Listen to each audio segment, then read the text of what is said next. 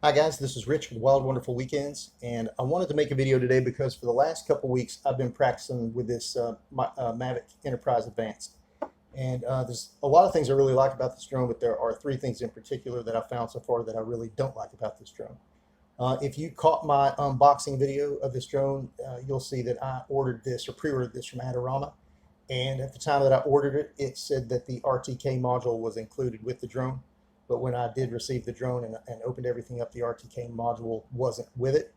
I checked Adorama's advertisement for this drone at that time, and it had changed to no longer say that that antenna was included in the box. And so a couple emails back and forth with Adorama, and then they agreed that indeed, at the time that I ordered the drone, it did say that it included the antenna. And so they ordered it from DJI and had it shipped directly to me. So good on Adorama. I really appreciate their customer service. I thought that was pretty cool. That's one of the main appeals for me to buy this drone was the RTK antenna along with the thermal imaging capabilities. But sometimes I have to fly around a lot of metal structures for some of the inspection work that I do. And this RTK positioning capability is hopefully going to help me mitigate some of that risk. Other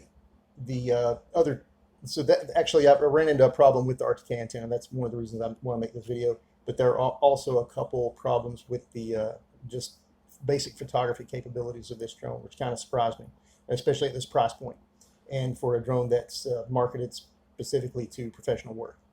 But the RTK positioning system on the Mavic Enterprise Advanced lets you connect to either a local base station or you can connect to an NTRIP service over the internet. If you have internet, you can connect to one of those services and get positioning corrections for your GPS.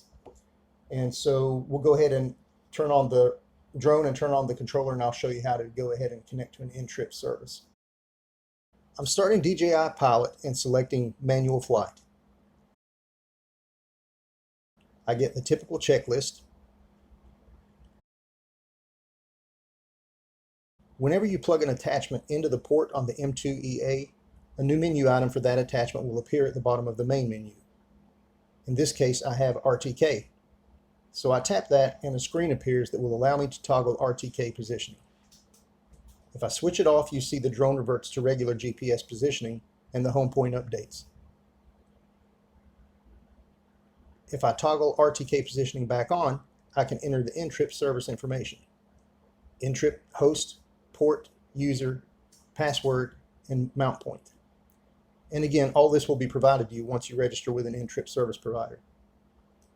After all of your information is entered, be sure to tap Save to attempt connection. And as you can see here, I'm connected to the service, but the status says RTK data converging, and I'm still unable to take off. And all of the positioning information under Custom Network RTK keeps populating, then going back to zeros, like it can't quite get a fix. I let the battery run all the way down and never was able to get a fix on the data. So I thought, well, maybe it's a problem with the service that I'm using. And so I tried a different NTRIP service and got the same results. So I did some research online and I saw a DJI forum where folks were talking about the M300 and M210 RTK antennas, and they were getting the exact same problem. And I don't want to say it's common, I don't know that, but it definitely does happen apparently. And the M2EA RTK antenna is relatively new, so I didn't find any information specific to that antenna. But since it apparently is happening with the 300 and the 210, it makes me think that there might be a larger problem with maybe the manufacturing or quality of these antennas. So I'm going to put a call in to DJI to put in a call to their support, and I'll follow up later on and post a video about what comes of it and see if I get another module or if they tell me some way to get around that and get it fixed. So that's kind of my first gripe that I found with this drone. Is like I say, especially again, since that was one of the biggest appeals to me was the RTK module. The other two go hand in hand, and they really just have to do with what appears to be the intentional dumbing down of the photography capabilities of this drone. Let's go back into the DJI Pilot app, and I'm going to tap Menu just above the still camera and video camera toggle, and the panel opens to allow me to choose photo mode, image format, and image ratios for the visible light camera as well as the thermal camera, except that the only thing I can change is photo mode. Notice that there is no submenu to allow me to choose to shoot in RAW or RAW plus JPEG. If I tap any of those items, nothing happens. I was so sure that I should be able to shoot in RAW format with this drone that I was positive I was doing something wrong or missing something. But it appears that that's just the way it is. I have also seen other people talking about that on forums. Hopefully that'll be something that DJI maybe updates with the firmware update later on. It just seems a little ridiculous, really, for a drone this expensive and so capable to limit you to not be able to shoot in RAW format. And then the second thing is you'll see is that you can't actually even shoot in manual mode, aperture priority mode, or shutter priority mode with this drone either. If I open the camera settings, you see right away that the only mode shown is auto, and I'm only able to change ISO and exposure compensation. A fixed aperture of 2.8 is no big deal, but it does feel a little like a JIT that I can't adjust the shutter speed.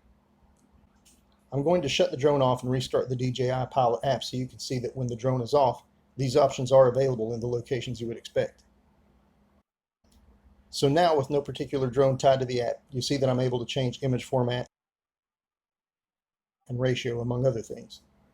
And under camera settings, I can see not only auto mode, but the priority modes and manual mode. It's only when the controller pairs with the Mavic Enterprise Advanced that those choices are no longer available. I am still experimenting with this drone and I'm learning as I go. The Mavic Enterprise Advanced is brand new and the DJI Pilot app is new to me.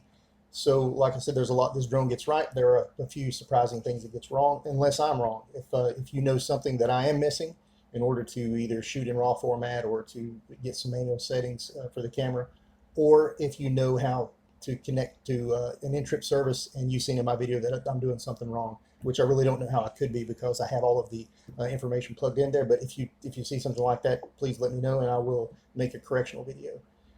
My next video on this drone will probably be the attachments and how they behave in kind of real world use. And we're also going to look at the thermal imaging camera and see how well it detects people behind like windows or under dense foliage canopies and stuff like that. So some of the maybe search and rescue features of that thermal camera. And if you enjoy these videos, please don't forget to like and subscribe. Thanks for watching. Take care.